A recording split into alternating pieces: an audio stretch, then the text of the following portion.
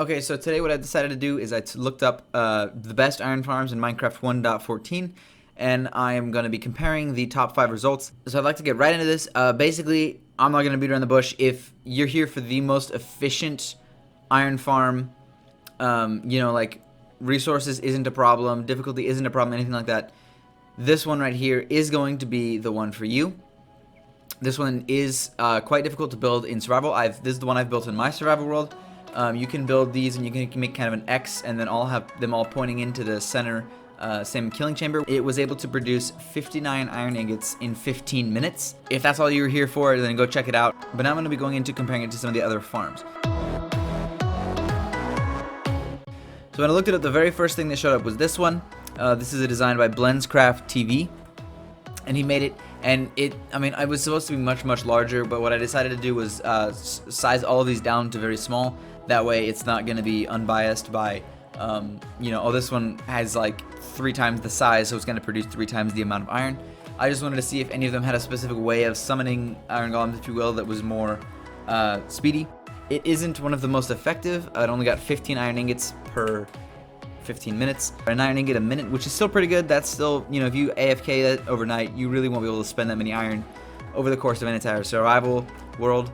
But that's still just not quite as effective. The next one was this one over here by Pixel Riffs. Now Pixel Riffs did credit DocMC with this design. He says it wasn't his original design, but it was DocMC's, and he just copied that. I will have a video or a link to Pixel Riffs video because that was the one that I clicked on. It is one of the most effective. It got 58 iron ingots in the 15-minute time section allotted. And also you have this issue here with the iron golems spawning on top of the blocks, and you have to come through and kill them every once in a while, otherwise no more iron golems will spawn. The next one is another one by Blenscraft TV. This one is meant to just be gigantic. This one by Blenscraft TV was able to make 47 in 15 minutes. It will be very difficult to build in survival because you have to go so far up in the air.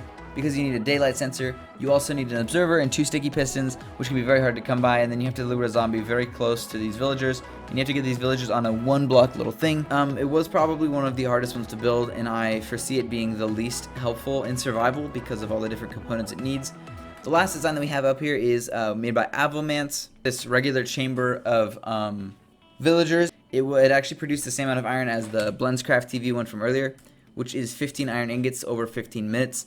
Still a good amount, really more than you'll need. One thing I would suggest with Avomance's design is maybe build it up 3 or 4 extra blocks, because as you can see here, I had kind of to tunnel it down because a lot of the iron golems just spawned underneath it, which obviously is not helpful because if they don't die, they'll just spawn down beneath it, and then you'll have an army of iron golems that will mob you if you ever accidentally punch a villager. So basically, that's it. Again, the most effective one is Voltrox's design. Over here, the easiest one to build in survival will probably be Blenscraft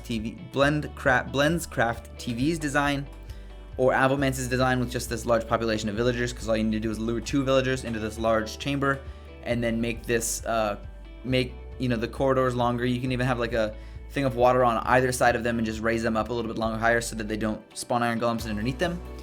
Those are the easiest ones to build in survival, although they are not the most effective. Thanks for watching. Hopefully this has been educational for you and you've learned a little bit about iron farms, and hopefully this will help you going forward in your survival worlds. On that note, toodles.